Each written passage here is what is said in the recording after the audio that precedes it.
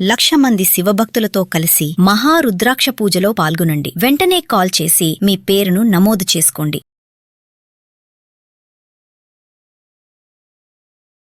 ప్రస్తుతం మనతో ఉన్నారండి ప్రముఖ ఆధ్యాత్మికవేత్త, మంత్రశాస్త్ర పండితులు కొండవీటి దత్తాత్రేయ శర్మ గురుగారు ఉన్నారు. నమస్తే గురుగారు. ఫస్ట్ ఆఫ్ ఆల్, ఏ రోజు ఏ దేవుణ్ణి పూజించాలి? మామూలుగా సోమవారం అయితే శివుడు అని అంటారు, మంగళవారం హనుమంతుడా, ఇలా రోజుకొక దేవుడు అయితే ఖచ్చితంగా ఉంటుంది. సో ఏ రోజు ఏ దేవుణ్ణి పూజిస్తే మంచిది అంటారు? అంటే అమ్మా, ఏ రోజు ఏ దేవుణ్ణి పూజించాలి అని అంటే, ఇంట్లో అయితే అంటే ఒక్కొక్క వారానికి ఒక విశేషమైనటువంటి దేవత ఉంటుంది. సోమవారం ఈశ్వరుణ్ణి పూజించాలి, మంగళవారం సుబ్రహ్మణ్య స్వామిని, ఆంజనేయ స్వామి వారిని పూజించాలి, బుధవారం వచ్చేసి గణపతి, విష్ణు సంబంధమైనటువంటి దేవుళ్ళు అంటే ఎవరు, రాముల వారు కానివ్వండి, తర్వాత లక్ష్మీ నరసింహస్వామి వారు కానివ్వండి, కృష్ణుడు ఇలాంటి వాళ్ళు బుధవారం, లక్ష్మీనారాయణ స్వామి ఇలాంటి వాళ్ళు బుధవారం. గురువారం వచ్చేసి దత్తాత్రేయుడు, తర్వాత సాయిబాబా, ఇలాంటి గురుస్వరూపమైనటువంటి వాళ్ళందరినీ కూడా, దక్షిణామూర్తి, ఇలాంటి వాళ్ళందరినీ కూడా గురువారం పూజించాలి. రాముల వారికి కూడా గురువారం బాగా పనిచేస్తుంది. శుక్రవారం వచ్చేసి స్త్రీ దేవతలకు సంబంధించినటువంటి దేవతలందరినీ శుక్రవారం పూజించాలి. ఇంకా విశేషమైనటువంటి ఈ గురువారం రోజు లక్ష్మీదేవిని కనుక గురువారం పూజిస్తే విశేషమైన ఫలితం కలుగుతుంది. అందుకే దానికి లక్ష్మీవారం అని. వాస్తవంగా అందరూ లక్ష్మీదేవి శుక్రవారం అంటారు కానివ్వండి, కానీ గురువారం రోజు లక్ష్మీదేవిని పూజించడం వల్ల చాలా విశేషమైన శక్తి కలుగుతుంది. తదుపరి శుక్రవారం ఏ స్త్రీ దేవతనైనా సరే, అమ్మవార్లు దుర్గాదేవి, లక్ష్మీదేవి, సరస్వతీదేవి, తదితర వీళ్ళందరినీ శుక్రవారం రోజు ఆరాధన చేయొచ్చు. శనివారం వెంకటేశ్వర స్వామి, తర్వాత శనీశ్వరుడు, నవగ్రహాలు చేయాలి. ఆదివారం రోజు సూర్య భగవానుని పూజించాలి. ఈ ప్రకారంగా 7 వారాలు కూడా ఈ 7 దేవతలని కూడా పూజించడం వల్ల విశేషమైనటువంటి ఫలితాలు వారికి కలుగుతాయి. ఉదయం లేవగానే మంత్రాలు చెప్పాలి అంటే చెప్పాల్సిన మంత్రాలు ఏవి? అంటే ఉదయం వాస్తవంగా స్నానానికి ముందు చదువుకోవాల్సిన మంత్రాలు కొన్ని ఉంటాయి, స్నానమైన తర్వాత పూజ సమయంలో చదువుకోవాల్సిన మంత్రాలు కొన్ని ఉంటాయి. మంచం మించి కళ్ళు తెరిచి లేచిన వెంటనే 2 అరిచేతులు కూడా ముఖానికి పెట్టుకుని ఎవరి మొహం చూడకూడదు, అరిచేతుల వైపు చూడాలి. ఎందుకయ్యా అంటే అరిచేతులు శక్తి స్వరూపాలు.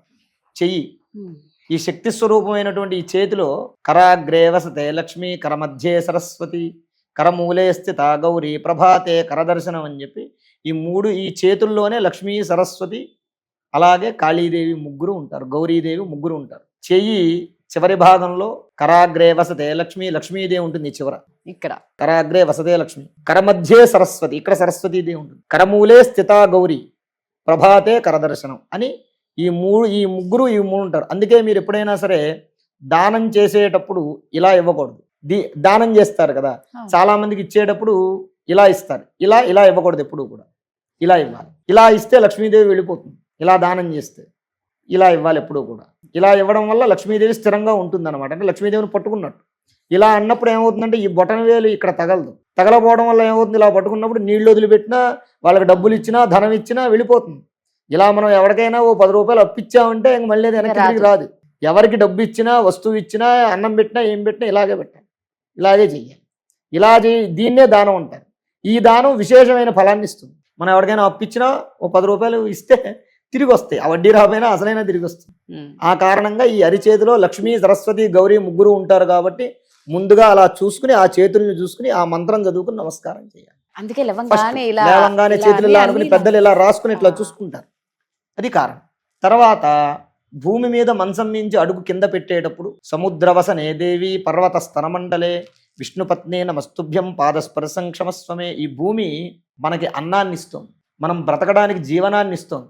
ఈ భూమిని భూమాత అని పిలుస్తాం. ఒక భూమిని, నేలని భూమాతగా పిలిచేటువంటి, తల్లి స్వరూపంగా భావించేటటువంటి ధర్మం మన సనాతనమైనటువంటి ధర్మం. అటువంటి తల్లిని కాలుతో తొక్కితే పాపం కదూ. అందువల్ల మంచం దిగేటప్పుడు అమ్మ క్షమించు, తప్పట్లేదు, నేను నిలబడాలి అంటే నువ్వు తల్లివి కాబట్టి నువ్వు నన్ను మొయ్యాలి, నిన్ను తొక్కడం పాపమే అయినా సరే తప్పట్లేదు, క్షమించని చెప్పి నమస్కారం చేసుకో. మీకు చిన్న విషయం చెప్తా. సీతమ్మ వాకిట్లో సిరిమల్లి చెట్టు అనే సినిమా, ఆ సినిమాలో హీరోయిన్ మంచం దిగేటప్పుడు భూమాత ఓ పువ్వు అనుకో నేను అడుగు పెడుతున్నాను అని చెప్పి కథానాయక హీరోయిన్ ఇంట్రడక్షన్ అప్పుడు ఈ శ్లోకానికి అర్థం అది. అంత ధర్మం, అంత ఇది ఆలోచన, సనాతనమైన ధర్మం చూపించాడు డైరెక్టర్ దాంట్లో. అమ్మా నేను అడుగు పెడుతున్నాను, నేను పెట్టే అడుగు అనుకోకు, ఓ పువ్వు అనుకో నువ్వు అంటే దాని అర్థం అదనమాట. నేను నీ బిడ్డని కాబట్టి నాకు తప్పట్లేదు, నేను నిలబడాలంటే నేను తొక్కాలి, క్షమించు తల్లి, నీ వల్ల నేను బ్రతుకుతున్నాను కాబట్టి నన్ను క్షమించు అని చెప్పి మంచం అడుగుపెట్టి కాలకృత్యాలు తీర్చుకుని స్నానం చేసేటప్పుడు గంగే చ యమునే చైవ గోదావరి సరస్వతి నర్మదా సింధు కావేరి జలేస్మిన్ సన్నిధింకురు అని మంత్రం చెప్పుకుని శివనామస్మరణ చేసుకుని చెంబుతో నీళ్లు పోసుకోవాలి. అప్పుడు గంగాది పంచనదుల్లోనూ స్నానం చేసిన ఫలితం మనకు కలుగుతుంది ప్రతిరోజు కూడా. వాస్తవంగా స్నానం చేయడంలో కూడా విధానం చెప్పారు. ఏం చెప్పారు? అయితే సముద్ర స్నానం చేయమన్నారు, లేదా నదీ స్నానం చేయమన్నారు, లేదా తటాక స్నానం అంటే చెరువుల్లో స్నానం చేయమన్నారు. అధమపక్షం బావిలో నీళ్ళైనా స్నానం చేయమన్నారు. అంతేగాని బకెట్లో నీళ్లు, ట్యాంకులో నీళ్లు బకెట్లో పట్టుకుని స్నానం చేసే విధానం మన ఆచారంలో లేదు. రాత్రి పట్టినటువంటి నీళ్లు పనికిరావు స్నానానికి, అవి ట్యాంకులో ఉంటాయి కదా, వాటి వల్ల కూడా కొన్ని వ్యాధులు వస్తూ ఉంటాయి. కానీ ఇప్పుడు అందరిలో అదే చెప్పేది, సనాతనమైన ధర్మం చెప్పినటువంటి ఆచారం అది. కానీ మనం పాటించలేకపోతున్నాం. అధమపక్షం బావిలో నీళ్ళైనా చేయమన్నాడు, ఎందుకంటే అప్పటికప్పుడు ఊరుతాయి కాబట్టి. దాన్ని కూప స్నానం అంటారు. స్నానం చేసే విధానం అది. ఇప్పుడు అవేమి లేవు, పూర్వకాలం అవన్నీ ఉండేవి కాబట్టి వాళ్ళు 100 ఏళ్ళు 150 ఏళ్ళు 90 ఏళ్ళైనా గట్టిగా ఉన్నారు.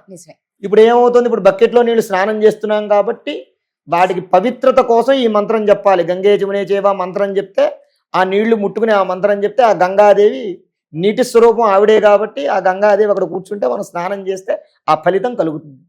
ఆ రకంగా స్నానం చేయాలి. స్నానం చేసిన తర్వాత అప్పుడు దేవుడు పూజా మందిరంలోకి వెళ్ళి దీపారాధన మంత్రం చెప్పి ముందు దీపారాధన వెలిగించుకోవాలి. ఎప్పుడూ కూడా దీపారాధన వెలిగించి, అసలు పూజా విధానంలో పంచాయతనం అనేటటువంటి విధానం ఉంటుంది. ఈ పంచాయతన పూజ, దేవతల పూజ చెయ్యాలి. ఈ పంచాయతనం అంటే ఏంటి? ఆదిత్యం, అంబికం, విష్ణుం, గణనాథం, మహేశ్వరం. ఆదిత్యం అంటే సూర్య భగవానుడు, అంబిక అంటే అమ్మవారు, అలాగే గణనాథం అంటే వినాయకుడు, విష్ణు అంటే విష్ణుమూర్తి, మహేశ్వరం అంటే శివుడు. ఈ 5 దేవతల యొక్క పటాలు, ఈ 5 దేవతల యొక్క విగ్రహాలు మాత్రమే పెట్టుకోవాలి. ఇంకా వేరే ఏది పెడితే ఏది పూజా మందిరం అంతా ఇష్టం వచ్చినట్టు, మన దగ్గర డబ్బులు ఉన్నాయి కదా అని అన్ని ప్రేములతోటి పూజా మందిరం అంతా నింపుకోకూడదు. శాస్త్రం అది. అన్ని దేవుళ్ళు పెట్టుకుంటే ఎంత పూజ చేయాలి? నువ్వేం చేస్తున్నావు? నువ్వు దీపారాధన చేయడానికే దిక్కు లేదు. అన్ని దేవుళ్ళు, అన్ని విగ్రహాలు, అన్ని ఇవి పెట్టుకుంటుంటే వాటికి ఆకలి వేయదు. మీరు అన్నది వాస్తవం. ఎందుకంటే పటాలు కడగాలన్నా ఫస్ట్ ఆ దేవుని ఇంట్లో ఉన్న పటాలను చూసేసరికి ఇన్ని పటాలు ఉన్నాయి, ఇన్ని కడగాల, టైం ఎంత అంటే మనం ఏకాగ్రత చూపించలేకపోతున్నాం. ఈ ఏదైతే ఈ పంచాయతనం అనే విధానం ఉందో, ఈ పంచాయతనాన్ని పెట్టుకుంటే మిగిలిన ఏ దేవతల ఫోటోలు కానీ విగ్రహాలు కానీ పెట్టుకోవాల్సిన అవసరం లేదు. ఎందుకంటే శివుడికి సంబంధించినవి శివ పరివార గణాలు మొత్తం వచ్చేస్తాయి. ఈశ్వరుడు, వీరభద్రుడు, కాలభైరవుడు, వాటి విగ్రహాలు పెట్టుకోకల్లా ఆయన నుంచి ఉద్భవించినవే కావన్నీ.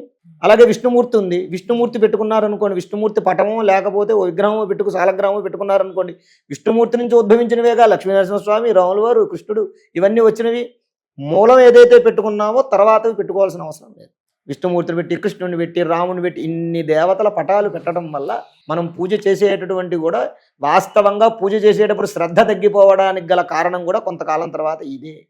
ఇన్ని దేవతలకు పూజ చేసే ఓపిక తర్వాత కాలంలో ఉండదు. పెట్టుకున్న తర్వాత ఆఖరికి ఏం చేయాలి? ఇవన్నీ కూడా ఎన్ని రోజులు నువ్వు శ్రద్ధతోటి పూజ చేసిన విగ్రహాలు, పటాలు తీసుకెళ్లి గోదావరిలో కలిపేయాలి. ఆ పాపం నిన్ను, నీ పిల్లల్ని వెంటాడుతుంది. కాబట్టి ఎక్కువ పూజా మందిరంలో ఎక్కువ పటాలు కానీ ఎక్కువ విగ్రహాలు కానీ పెట్టుకోకూడదు. కేవలం ఈ 5 దేవతల యొక్క పటాలు లేదా విగ్రహాలు పెట్టుకోవాలి, చిన్న చిన్నవి. వాటికే పూజ చెయ్యాలి. ఆ పూజ చేసేటప్పుడు గణపతి స్తోత్రం, సంకటనాశక గణపతి స్తోత్రం చదవాలి. అది చదవడం వల్ల సకల సంకటాలు తొలుగుతాయి. విద్యార్థి లభతే విద్యాన్, ధనార్థి లభతే ధనం, పుత్రార్థి లభతే పుత్రాన్, మోక్షార్థి లభతే. ఎవడు ఏ కోరికతో ఆ పారాయణం చేస్తాడో వాడికి ఆ కోరిక తీరుతుంది. అలాగే గణపతి అయిపోయిన తర్వాత ఆదిత్య హృదయం చదువుకోవాలి, లేదా సూర్య కవచంగానే చదువుకోవాలి సూర్య భగవానుడికి. దానివల్ల ఆరోగ్యం కలుగుతుంది. ప్రధానంగా మనిషికి కావలసినవి. తర్వాత అమ్మవారు ఆపదుద్ధార దుర్గా స్తోత్రం అని ఉంటుంది, అది చదువుకోవాలి, లేదా దుర్గా స్తోత్రాలు చదువుకోవాలి. దానివల్ల ఆపదలు కానీ కష్టాలు కానీ కలగకుండా ఉంటాయి. తర్వాత విష్ణుమూర్తికి సంబంధించినటువంటి కేశవనామాలో విష్ణుమూర్తి స్తోత్రం లేదా లక్ష్మీనరసింహస్వామి స్తోత్రం ఏదో చదువుకోవాలి. వాటి వల్ల ఏమవుతుంది అంటే విష్ణుమూర్తి యొక్క అనుగ్రహం వల్ల రక్షణ కలుగుతుంది. భూత ప్రేత పిశాచాది బాధలు, శత్రు బాధలు, నరఘోష బాధలు లాంటివి తగలకుండా ఉంటాయి. తర్వాత పరమేశ్వరుడి యొక్క స్తోత్రాలు, లింగాష్టకం కానీ, పంచాక్షరి స్తోత్రం కానీ, చంద్రశేఖరాష్టకం లేదా ఇతరత్ర శివస్తోత్రాలు ఏదైనా చదువుకోవాలి. అలా ఈ శివస్తోత్రాలు చదవడం వల్ల అష్టైశ్వర్యాలు కలుగుతాయి. ఈ 5 పూజిస్తే చాలు, ఇంకెవరిని పూజించాల్సిన అవసరం. ఈ 5 అందరూ ఉన్నారు. అంటే సింపుల్ గా నేను చెప్పే పూజా విధానం కూర్చుని గంటలు పొద్దున్న మొదలుపెట్టి ఎప్పుడో మధ్యాహ్నం 12ంటికి లేచి భక్తి ఉండొచ్చు, కానీ అధిక భక్తి అనేటటువంటిది నువ్వు ఒకటే భక్తితోటి ఒక బిల్వదళం పెట్టినా అదే ఫలితం. త్రిదలం త్రిగుణాకారం త్రినేత్రం చ త్రియాయుధం త్రిజన్మ పాప సంహారం ఏకబిల్వం శివార్పణం. ఏకబిల్వమనే అన్నాడు, 100 బిల్వాలు శివార్పణం అనలేదు. ఒక బిల్వం పెడితే 3 జన్మల నాటి పాపాలని ఆ బిల్వం పెట్టిన ఫలితం వల్ల తీసేస్తాడు. కానీ భక్తిగా పెట్టాలి. ఆ భక్తిగా చేసే పూజ 1 నిమిషమే చేయి, 10 నిమిషాలే చేయి, అది నీకు మంచి ఫలితాన్ని ఇస్తుంది. నువ్వు నీకు శ్రద్ధ లేకుండా, ఓపిక లేకుండా, నీకు ఇంట్రెస్ట్ లేకుండా, వాడెవడో కూర్చుని 1 గంట సేపు పూజ చేస్తున్నాడు అని చెప్పి నువ్వు 2 గంటలు కూర్చుని వాడి మీద పంతం కోసం నువ్వు కూర్చుని చేయడం వల్ల నీకు ఏ విధమైన ఫలితం రాదు. ఆ రకంగా మనం ఉదయం ఈ పూజలు, ఈ పంచాయతన దేవతల్ని పూజించటం వల్ల, పంచాయతన దేవతల యొక్క స్తోత్రాలు చేయడం వల్ల, ఇది సింపుల్. తిరిగి కొడితే మహా అయితే 1/4 గంటలో అయిపోతుంది పూజ, అంతే. అంతకన్నా ఎక్కువ పట్టదు, 15 నిమిషాలు మహా. ఇంకా మరీ చదవడం కాస్త ఆలస్యం అయ్యే వాళ్ళు 1 అరగంట పడుతుంది అంతే. ఇక అరగంటలో పూజ అయిపోతుంది, పొద్దున 6లోపు పూజ అయిపోతుంది. తర్వాత శుభ్రంగా నువ్వు వంట చేసుకో, నీ పిల్లల్ని చూసుకో, ఇతరత్ర వ్యాపారాలు చేసుకోండి, ఉద్యోగాలు చేసుకోండి, ఏమన్నా చేసుకోండి, మంచి ఫలితాలు. ఏకాగ్రత లేని పూజ దేనికి పనికిరాదు. భక్తి ప్రధానం, నమ్మకం ప్రధానం. చాలా చక్కగా చెప్పారు. సంతోషం. ధన్యవాదాలు.